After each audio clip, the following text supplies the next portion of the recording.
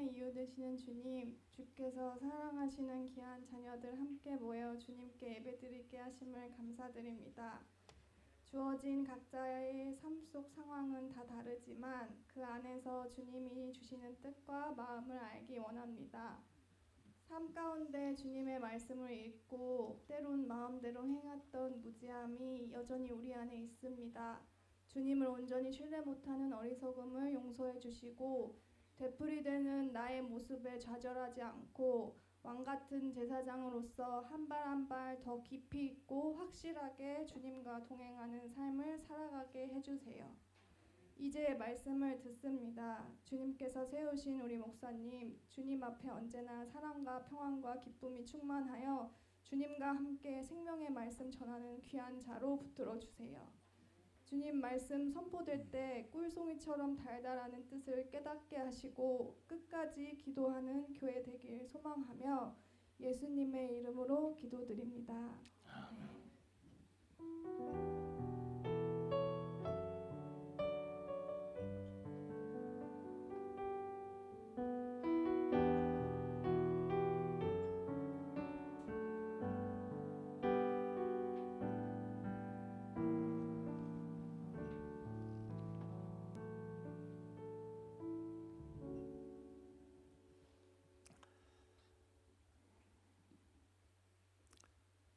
오늘은 요한계시록 1장 4절 말씀 같이 합독하겠습니다. 4절 말씀 같이 합독합니다. 시작. 요한은 아시아에 있는 7교회에 편지하노니 이제도 계시고 전에도 계셨고 장차 오실 이와 그 앞 7 영과 아멘. 이 7이라는 숫자에 대해서 지난 시간에 무슨 의미를 갖는다가 말씀드렸죠.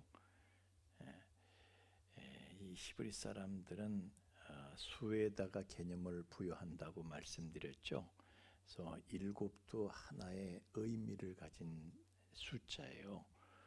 의미를 가진 단어다. 이걸 제가 지난 시간에 제 말씀을 드렸습니다. 다시 말하면은 이 7이라는 숫자는 제 완성의 숫자인데 어디에서 왔느냐면 하나님께서는 천지만물을 만드셨잖아요, 그죠?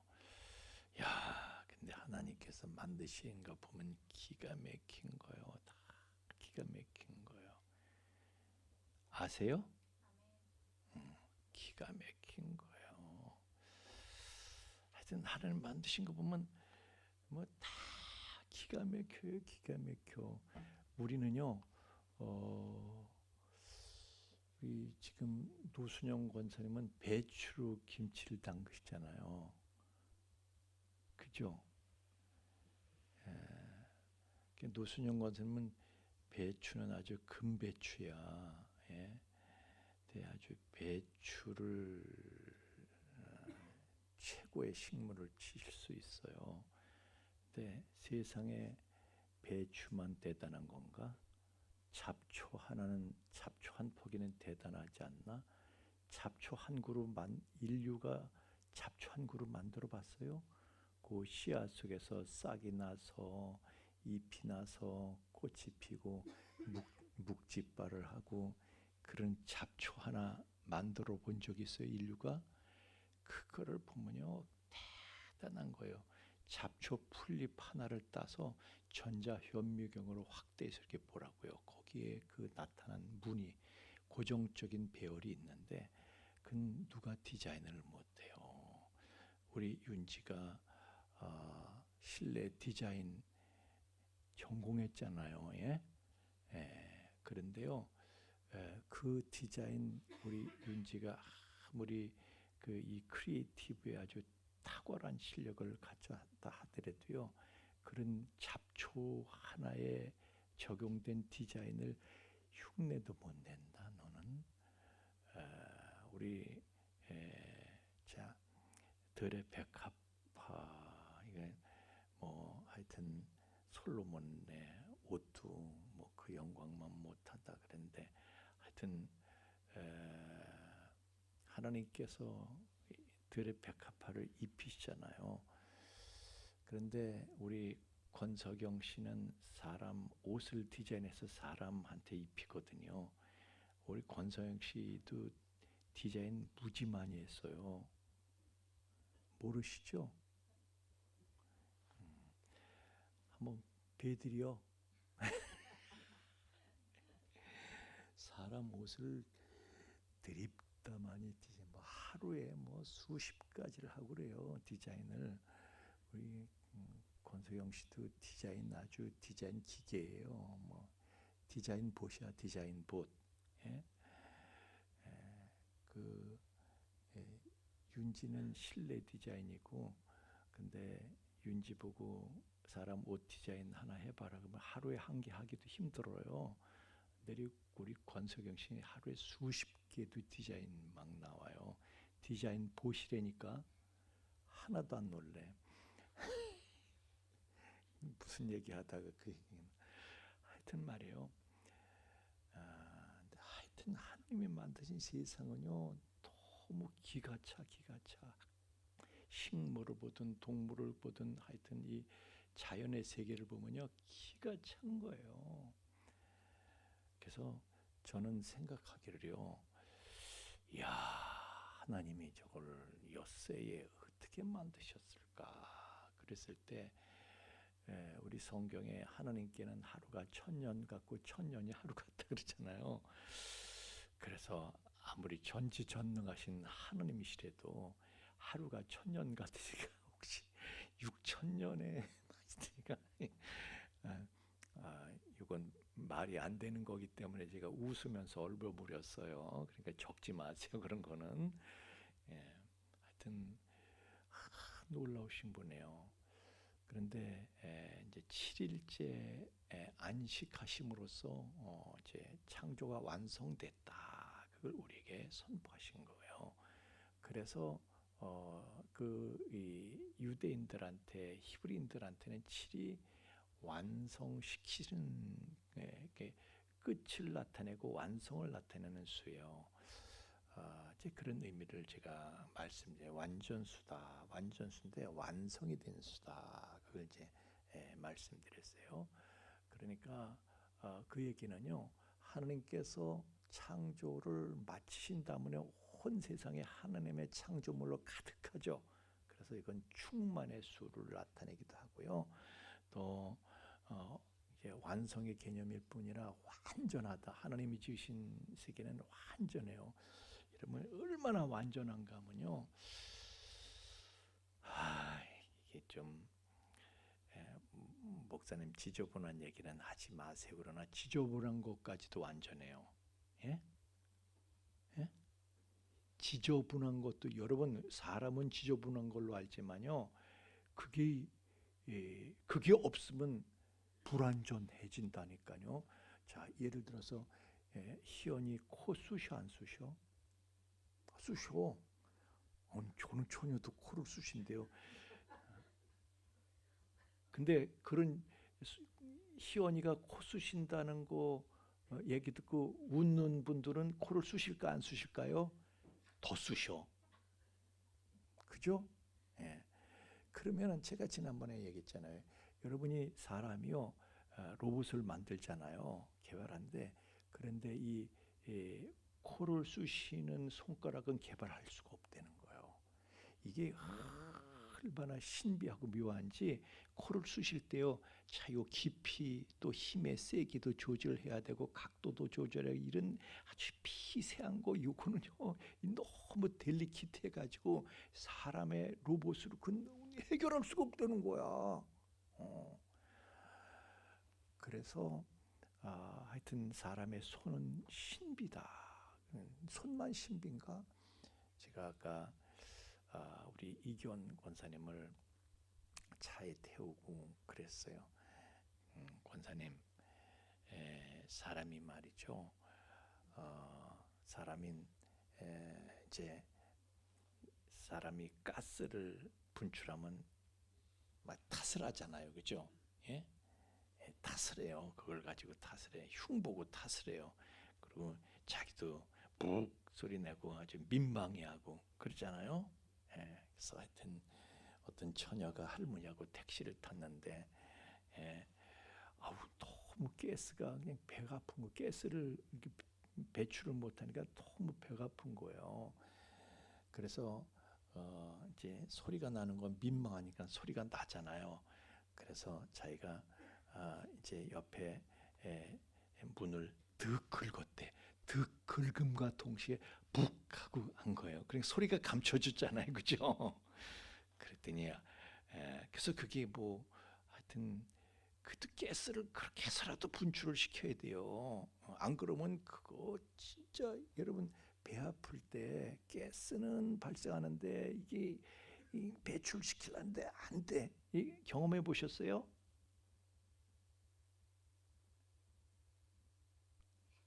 왜 고요하지? 경험해 보셨냐고요? 예, 그럴 때가 있어요. 장로님한테 여쭤볼까? 장로님 워낙 건강하셔서 경험을 못 하셨을 수도 있어. 그 몸에 이제 뱃속에 이상이 발생했을 때 이상할 때 가스만 발생하는데 그러면 그 가스 그거를 해결하기 위해서 가스 배출하는 약을 약방에서 사 먹잖아요. 그럼 씹어 먹는 게 있다고 그러더라고. 그거 먹으면 설사한다. 그러니까 이걸 먹을 수도 없고 뭘 하여튼 그러니까 그래서 하여튼 그 처녀가 득 긁으면서 북 하고 끼었대. 그랬더니 할머니가 그러더래. 야 이년아 소리는 그렇다 치고 냄새는 어떻게 할래? 그랬대. 하여튼 그게 흉이잖아요. 방구 끼는 게 흉이잖아요. 근데 당신이 이 가스가 차는데 이걸 분출 여러분 이거 우리가요 끼세요. 지금 맘대로 끼세요. 이거 저희 집사람이 이제 항암 치료를 받으면서 가스가 가득 차는데 이거를 어떻게 안 나오는 거 어떻게 할 수가 없어요. 이거 할 수가 없어. 그런데 그래서 내가 와 방구도 은혜다. 세상에 아까 우리 찬양 은혜 아니면 살 수가 없네. 은혜 아닌 게 없는 거예요. 은혜 아닌 게 없어. 그래서 제가요 요새 감사의 신비에 대해서 배운다니까. 감사하자는 게 없어요. 여러분 우리 모든 일상이 다 은혜야. 기적이고 은혜야. 여러분 방구 안 나는 사람한테는 방구 한 번 끼는 거 기적이에요 그거. 그래서 하여튼 저는 요새 방구 소리만 기다린다니까. 그리고 무슨 소음이 나면은 그냥 박수를 치는 거예요. 잘했다고 잘했다고. 하여튼 다 은혜야. 또 어떻게 하다가 여기까지 얘기가 왔을까? 다 은혜야 다. 하여튼 그 항암 치료는요 사실 온 몸을 때려잡는 거예요. 온 몸을. 왜냐하면은 이게 여러분 상식이니까 어차피 한국 사람들은요 반은 암에 걸리게 돼 있어요. 반은. 근데 암에 걸린 사람들 중에서 3분의 2는 또 암으로 죽게 돼 있어요. 그래서 여러분들도 암에 대한 상식은 가지고 있어야 돼. 이건 제 얘기가 아니라 이제 김의신 박사나 암 전문의들이 이제 하는 얘기예요. 사람의 몸은 이제 60쪽의 세포로 이루어져 있잖아요. 네, 이 60쪽의 세포가 증식과 분열을 계속하면서 이제 이 세포가 계속해서 교체되잖아요. 그런데 이 정상적인 세포가 스트레스를 받으면 변이를 일으키는 거예요. 그래서 변이를 일으켜서 그게 암세포가 되는 거예요. 그게 이제 보통 하루에 한 수의 차이가 있지만 평균 5,000개 정도의 암세포가 발생하는 거예요. 로민 너 조심해. 네 몸속에 오늘 지금 몇 시간 지났어? 오늘 한 3,000개 정도 지금 암세포가 생긴 거야. 스트레스 받지 마라. 스트레스 받으면은 하여튼 그런데 하루에 5,000개 평균 암세포가 발생하는데 그런데 우리 몸에는 백혈구가 있잖아요. 백혈구가 다 우리 몸에 해로운 거를 다 죽이는 거예요. 뭐 세균, 바이러스 이런 거 들어오면 다 죽이는데 백혈구 중에 NK 세포라는 것이 있어요. 이 NK 세포는 암 세포만 킬러 세포예요. 암세포만 죽이는 거예요. 그런데 이게 스트레스를 너무 받아가지고 NK 세포를 다 죽이지 못하면 살아남는 암세포들이 있어. 근데 그것이 이제 그 10,000개가 되고 10만 개가 되고 이럴 때는요. 그래도 내 몸의 면역력이 그거를 다 감당할 수가 있어요. 그런데 이게 1억 개가 넘게 되면 그때부터는 감당이 안 되는 거예요. 그래서 그게 10억 개 정도가 되면은 그것이 암세포가 이제 암덩어리가 1cm의 암덩어리가 되는 거예요. 10cm 정도가 되면은 어쨌든 이제 그런 것인데 이 암세포는요. 사실 온몸을 타고 돌아다녀요. 그냥 가만히 있는 게 아니라 이동을 하는 거예요. 그래서 어떻게 이동을 하는가 하면 사람의 몸에는요. 혈액이라 두 가지 액체가 있어. 하나는 사람의 몸은 70%가 액체로 구성되어 있잖아요. 근데 사람의 몸은 혈액이 있고 또 뭐가 있어요? 림프액이 있어. 그래서 사람 몸을 혈액이 돌아다니고 림프액이 돌아다녀요. 그래서 이 암세포라는 놈이요 혈관 속으로 들어가서 혈관을 타고 돌아다니고 또 림프관으로 들어가 림프관을 타고 돌아다니고 이러는 거예요. 돌아다니다가 이제 어디에 집을 지어. 그래서 폐에다 집을 지면 폐암이 되는 것이고 간에다 집을 지면 간암이 되는 것이고 근데 거긴 집을 지었을 뿐이지 거기서 가만히 또 사는 게 아니야. 또 그러고 나서도 또 돌아다녀요. 집은 거기고 돌아다니는 거예요. 로미 너도 니네 집 있는데 여기 와 있잖아. 그치? 예, 이렇게 돌아다니는 거예요.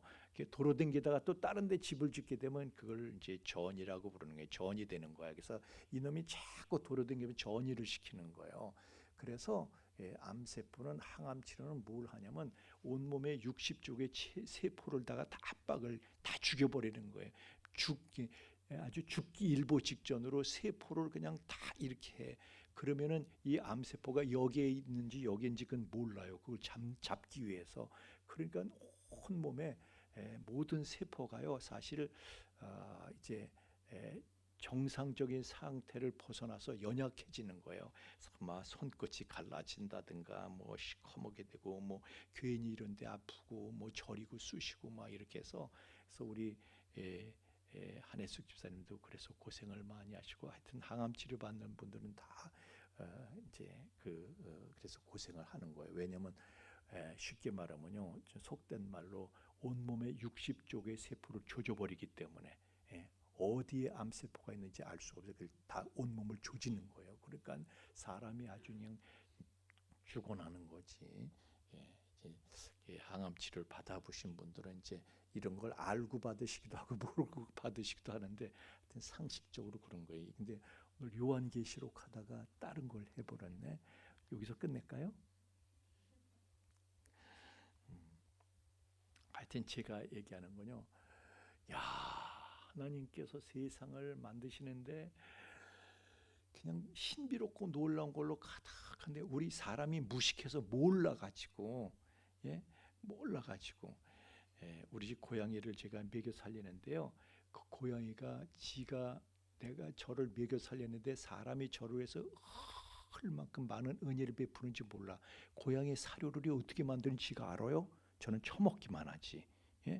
고양이 또 무슨 뭐 모래 이렇게 똥 싸는데 이렇게 무슨 모래 이렇게 인공 모래를 만들어서 이렇게 하는데 그건 어떻게 만들었는지 지가 알아요? 몰라. 아무것도 몰라. 지는 그냥 싸고 그냥 퍼질러 싸고 처먹기만 하고 이것만 하지 아무것도 모르잖아요.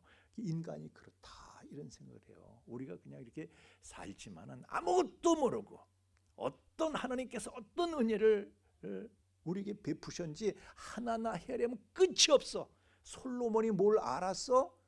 솔로몬이 뭐 지혜로워서 세상 돌아가는 이치를 다 알았대. 뭘 알아? 알긴. 야 천문인지 만분인지 뭐 인간이 어떻게 알아요? 개미 새끼가 인간에 대해서 이해할 수 있어요? 그런 거야. 내가 그래서 알고 보니까 모든 게 은혜인데 내가 모르는 은혜는 얼마나 더 많을까. 그래서 우리는요 기적 속에 살고 있다. 이것만 알아야 돼. 하여튼 제가 감사 공부하는 거예요. 여러분 우리가요 이렇게 살고 있는 건 기적이에요. 그냥 기적의 연속이야. 우리는 매 순간이 기적이에요. 내가 숨 한 번 쉬는 것도요 수많은 기적으로 이게 연결되어 있는 거예요. 제가 숨 쉬는 원리에 대해서도 말씀을 드려볼까요? 이 폐와 심장이 어떻게 연결되고 동맥, 정맥, 뭐 허파, 동맥, 허파, 정맥 이런 게 있는데 이건 또 그냥 동맥, 정맥하고는 또 거꾸로죠. 다 얘기해 볼까요? 끝이 없어, 끝이 없어. 하여튼 그런데 그걸 하나님께서 다 만드신 거예요. 그런데 이제 우리는 그래서 이제 7이라는 숫자는 바로 그렇게 하나님께서 그 신비하고 놀라운 인간은 알 수도 없는 또 알지도 못하는 사이에 하나님께서는 모든 것을 만들어 가셨어. 그래서 모든 걸 다 채워 놓으셨어. 그게 7이라는 숫자의 의미다 이거예요. 그래서 7이라는 숫자는 전체를 의미하면서 또 충만을 의미하면서 전체를 완성하신 전체를 의미하고 또 그 안에 하나님께서 만드신 모든 걸 가득 채우셨어. 충만을 의미하고 또 그런 모든 것이 다 완전해. 인간이 어떻게 손을 못 대? 인간이 손대면 다 망가져. 자연도 인간이 손대면 다 훼손되죠. 그렇죠? 보세요. 도시화가 일어나 그래서 홍수가 나는 거예요. 왜 인간이 손을 대느냐고. 전에는요 자연일 때는 나무들이 다 있고 풀이 다 있어서 물이 이렇게 비가 오잖아요. 그러면 저 산 꼭대기에서 여기까지 오는데 1시간이 걸렸어. 그 오면서 흙이 풀을 먹고 흙이 물을 먹고 또 풀이 물을 먹고 또 풀이 물을 흘러가는 걸 막아주고 나무가 막아주고 여기 오는데 1시간이 걸려. 근데 지금은요 1시간이 아니라 10분도 안 걸려서 여기까지 와. 물이 확 쌓이는 거예요. 왜 그런지 아세요? 세멘트를 깔아버리니까 맥힘 없이 거침없이 오는 거예요. 하여튼 인간이 다 망쳐놓는 거야. 하나님 만드신 세상은 그 자체가 완전한데 인간이 손대면 여러분도 그렇잖아요. 어디 가서 경치 좋다. 근데 거기다 인간이 무슨 그냥 막 인간이 들어가면 더러워지고 하우스 치고 경치도 다 망가지고 아니 자연 그 상태가 좋은데 거기다가 무슨 세멘트를 발라서 이렇게 하면 벌써 그 자체가 다 훼손이 되는 거예요. 완성의 개념이다. 그래서 7교회다. 그러면 제가 지난 시간에 말씀드린 전체 교회를 의미하는 것이다 라고 말씀드렸어요. 그런데 거기에 그의 보좌 앞에 있는 7영이 내려주시고 그래서 7영 이제 우리는 오늘 7영에 대해서 이제 살펴봐야 됩니다. 근데 목사님 설교 시간 다 지났는데 오늘 어떻게 하죠? 그래도 할까요? 자, 7이라는 숫자에 대해서 제가 여러분에게 기초 지식을 말씀드렸어요. 그리고 성경은요 수수께끼 풀듯이 하면 안 돼요. 우리는 먼저는 이 성경이 요한계시록은 그때 초대교회 당시 초대교회 사람들에게 이제 기쁨과 용기와 확신을 주기 위해서 쓰여진 책이에요. 제일 먼저의 목적은 물론 모든 교회를 위해서 7교회니까 모든 게 오늘날의 모든 교회를 위해서도지만 그 당장은 초대교회 사람들한테 지금 편지를 전하는 거잖아 이게. 그래서 그 사람들을 대상으로 하기 때문에 그 사람들이 알아듣는 말로 하는 거예요. 그 사람들이 7 그러면 무슨 말로 알아들을까? 7영 그럼 무슨 말로 알아들을까? 우리는 그 시대로 돌아가서 이걸 봐야 돼요. 그래서 이걸 가지고 수수께끼 뿔듯이 오늘날 사람들이 7영에 대해서 아주 황당한 해석들을 많이 해. 황당하게. 특히 이단들은요 이게 무슨 무언 소리 하는 거야 도대체 엉뚱한 해석을 하는 거야 이단들은. 하여튼 이단들 보면 얼마나 비성경적인 얘기를 하는지 몰라. 자기를 신격화시키기 위해서 얼마나 비성경적인 얘기를 하는지 몰라. 지가 어디 가서 무슨 누구를 만났대, 엘리야 선지자를 만났다, 무슨 예수님이 자기한테 오시. 예수님은 그래 나타날 수도 있다 진짜. 그런데 무슨 사무엘을 만났다는 개소리들을 다 하는 거예요. 여러분 보세요. 여러분 그거 아세요? 난 여러분들이 이단에 가면 별소리를 여러분들이 다 듣게 되는데 자기를 신격화시키기 위해서 특별한 존재로 만들기 위해 별소리를 다 하는데 예를 들어서 자 봅시다. 나 죽은 사무엘 만났어. 그러면 어떻게 되는 거예요? 응? 사울이 사무엘 만났잖아요. 그 이단이야 정통이야? 어떻게 생각해요? 누가복음에는요. 자 나사로와 부자도 큰 구렁이 있어 갈 수가 없대. 그럼 나사로 보내 안 된다 이거예요. 죽은 사람이 이 세상으로 내세에서 이 세상 현세로 사람이 올 수가 없어요. 안 된다는 거예요. 그냥 그 시대의 선지자들이 거기 있으니까 그걸로 나를 보내세요. 안 된다 이거예요. 죽은 사람은 저 세상으로 간 사람은 이 세상으로 다시 올 수 없다는 것이 분명한 성경이에요. 근데 무슨 사무엘을 어떻게 만나? 끝이지 그걸로. 그게 성경이잖아요. 그러면 뭐야? 엔돌의 접신녀가 초혼을 해. 초혼 지금도 초혼 있잖아요. 강신술 초혼 지금도 있잖아요. 그러니까 귀신을 불러낸 거야. 그러니까 사무엘로 위장한 귀신을 불러냈다. 이것이 신학자들의 정통 신학자의 해석이에요. 신학교를 안 갔으니까 그런 말을 들은 적이 없어. 네가 무슨 사무엘을 만나? 귀신이지 그게. 사무엘로 가장한 귀신 만난 거지. 뭔 소리 하는 거야 지금? 그잖아요. 성경대로 가야지. 그러니까 이단들마다야 같이 걸 뭐 만났다는 거야. 이걸 만나고 저걸 만나고 직통계시를 만나가지고 자기를 다른 사람하고 다 거짓말이에요. 그 거짓말이거나 귀신을 만났거나 그 둘 중에 하나인 거예요. 하여튼 자기를 신격화시에 별의별 소리를 다 내가 하여튼 별소리를 다 들어. 제가요 미안하지만 여러분 미안하지만 저는 이단에 대해서도 이단들이 듣는 테이프를 수없이 듣고요. 그 사람들이 읽는 책들을 수없이 읽었어요. 다 알아. 그 자식들이 뭔 소리 하는지 다 알아. 내가 그들의 특징이 있어요. 지금 내가 여기서 얘기할 시간이 없는데 특징이 있어요. 제가 언제 한번 이단에 대해서 한번 얘기를 할 시간이 있겠지만은 다 공식 있고 특징이 있어. 그냥 무조건 이단이에요. 자기를 신격화시키면 무조건 이단이에요. 그런 다 그러고 거짓말이라는 거예요. 여러분 알고 계세요? 다 거짓말, 뻥치는 거예요. 뻥치는 거다. 근데 또 그걸 모르고 사람은 하면 또 그러는 거야. 아니 허경영이가 지가 창조주래. 허경이가 그리고 지가 재림주래. 사람들은 아멘 또 그러는 거야. 그 사기꾼에. 그래서 하늘궁을 지어주잖아요. 그게 재산이 얼마나 되는지 아세요, 여러분? 롤스로이스 차를 쓰니 저 종로에 빌딩 몇 채를 가진 아줌마가 롤스로이스 차를 사주고. 하여튼 내가 보면 우리 한국 사람들, 야, 한국 사람들처럼 속이기 쉬운 사람들이 없어. 어떻게 저런 말을 어떻게 믿어? 성경만 믿으라고. 근데 성경 끼고 다니고요. 너무 무식해. 성경을 읽지를 않아. 연구를 안 해. 너무 무식해가지고 성경에 나오는 그냥 인물 얘기만 하면 그냥 다 그렇다는 거야. 아니야. 근데 그건 성경이 아니야. 그냥 인물만 도용하고 있는 것이지. 참 괜히 야단을 쳤다 한국 사람들한테. 그런데 여러분 보세요. 우리가 성령에 대해서 알려면요. 먼저는 성령이 어디에 처음 등장해요? 창세기 1장에 등장합니다. 흑암이 제 땅이 혼돈하고 공허하며 흑암이 깊음이 있고 하나님의 신은 수면에 운행하시니라. 이제 이런 말씀이 있어요. 수면에 운행하신다 그럴 때 영어로는 harboring이라는 단어를 써요.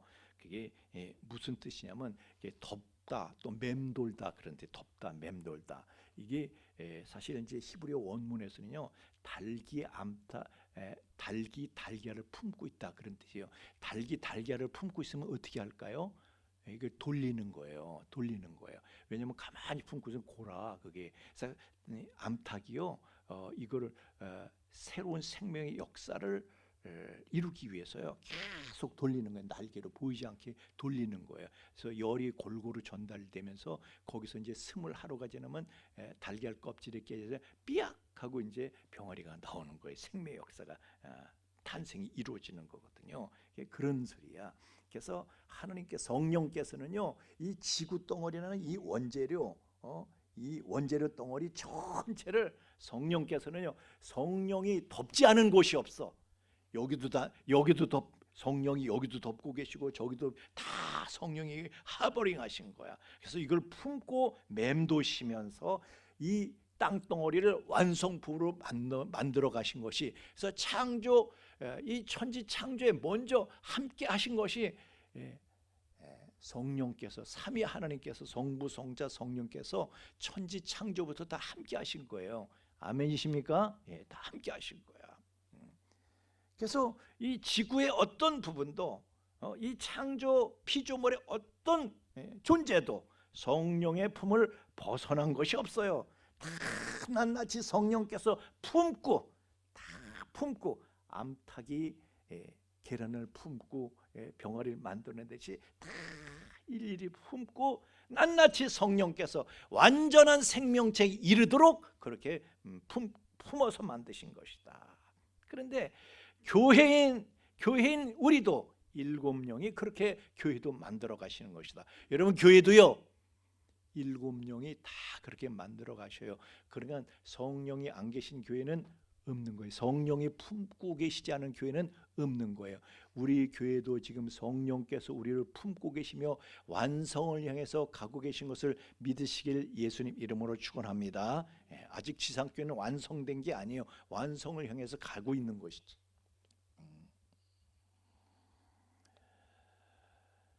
자, 그런데 계시록 7장 5장의 6절 말씀에 보면요, 일곱 뿔과 일곱 눈이 있으니 이 눈은 온 땅에 보내심을 입은 하나님의 일곱 영이다. 일곱 눈이 일곱 영이래. 자, 일곱 눈이 일곱 영이다. 이걸 수수께끼로 풀면 안 된다 그랬죠. 엉뚱한 배석을 하지 마세요. 지 맘대로 자의적인 해석하면 안 돼요. 성경은 사설을 풀면 안 되는 것이에요. 일곱 영은 일곱 눈이래. 근데 일곱 눈은 온 세상에 보내진 하나님의 일곱 영이래. 일곱 눈이. 근데 일곱 눈 그러면 히브리 사람들은요, 뭐가 생각나는 스가랴서 7장 40절 말씀을, 그 사람들 스가랴서 4장 10절의 말씀을 딱 생각하게 돼 있어. 일곱 눈이라 그러면, 왜냐면 거기에 일곱 눈 얘기가 나오거든요. 그래서 유대인들이 구약을 다 꿰고 있어. 그래서 일곱 눈 그럼 벌써 스가랴서 4장 10절이 딱 벌써 생각이 나는 거야. 거기에 일곱 촛대 이야기가 나오거든요. 거기서 보면 스가랴서 4장 10절 말씀에 보면은 작은 일에 나라를 멸시하는 자가 누구냐? 이 일곱은 여기서 이 일곱은 일곱 촛대를 말하는 거예요. 그 앞절하고 이제 연결하면은 이 일곱 촛대는 온 세상에 두루 행하는 여호와의 눈이니라. 뭐가 여호와의 눈이에요? 일곱 촛대가 여호와의 눈이래. 우리가 우리 금요일마다 우리 성막에 대해서 공부하고 있는데 이 일곱 촛대에 대해서도 했었죠. 금등대 그 일곱 가지라고 말씀드렸죠. 가운데 주 가지가 있고 양쪽에 이제 대칭으로 이렇게 세 가지가 양쪽 이렇게 나서 일곱 가지가 있다고 그랬죠. 그래서 일곱 촛대야, 일곱 촛대, 일곱 금촛대, 메노라 금등대 그 촛대를 말하는 거예요. 이 사람 딱 벌써 그걸 생각하는 거예요. 그래서 하늘의 성전이 지어져가는 모습이 바로 이 순금 등대처럼. 근데 순금 등대를 이 사람들은 이제 생각하는 거예요. 근데 순금 등대는 지난 시간에 우리 금요일 날 했죠. 금요일 날 순금 등대 특징이 뭐예요? 기름이 끊임없이 공급되게 돼 있죠. 불이 24시간 꺼지면 안 돼. 기름이 계속해서 공급이 돼야 돼. 끊임없이 밝혀야 돼. 했죠 이거 우리? 하여튼 제 설교는요, 계속 들어야지 여기 빠지고 저기 빠지면 설교가 이게 연결이 안 돼가지고 뭔 소리야 이렇게 될 수 있는데, 오늘은 그냥 여기까지 할게요. 여기까지 오늘은 왜냐면 시간 관계상 더 이상 할 수가 없겠어. 그래서 오늘 한 내용을요 여러분이 기억해서 요 다음 시간에 다시 할 수 있도록 하세요. 그냥 이어서 바로 하더라도 이제 제가 이 일곱 촛대에 대해서 한번 그래도 다음 시간에 제가 일곱 촛대에 대해서 살짝 제가 언급하고 넘어가야지 여기에 대한 성경적인 해석이 가능할 것 같아. 제가 지난번에도 말씀드렸지만 성경으로 수수께끼는 뭐예요? 말도 안 되는 엉뚱한 소리, 엉뚱한 풀이가 수수께끼잖아요. 근데 성경은 그렇게 푸는 게 아니라고 그랬죠. 성경은 그냥 성경으로 푸는 거라. 그래서 제가 말씀드린 것이 창세기 하면서 요한계시록까지를 제가 강의하게도 말씀드렸고, 지금 요한계시록을 하면서도 여러분 그냥 요한계시록 어렵게 생각하지 마세요. 요한계시록을 통해서 창세기부터 쭉 유다서까지 제가 또 얘기를 할 거예요. 그러니까 어렵게 생각하지 마세요. 하나도 어려울 거 없어. 요한계시록이 특별한 것이 아니라 요한계시록은 성경의 결론이기 때문에 창세기부터 유다서까지 하신 말씀 중에서 우리는 그 말씀 어디에 어떤 말씀이 나오는가 그걸 뒤져가지고 그거 가지고 하면 되는 거예요. 그러니까 하여튼 지금은 1단계이기 때문에 우리가 이제 그런 선상에서 그런 수준에서 그런 정도에서 우리가 요한계시록을 우리 현실 속에서 그래 오늘 우리에게 어떤 의미를 갖는 것이냐 그걸 중심으로 한 메시지를 저희가 이제 공부를 하고 또 요한계시록은 사실 또 그런 의도에서만 쓰여진 건 또 아니에요. 하나님께서 장차 이루실 일에 대해서도 이제 말씀을 하시는데 그런 부분들은 나중에 따로 진짜 그거야말로 이제 진땀 나는 그런 이제 설교가 될 수 있습니다. 왜냐하면은 자 오늘 여기까지 하겠습니다.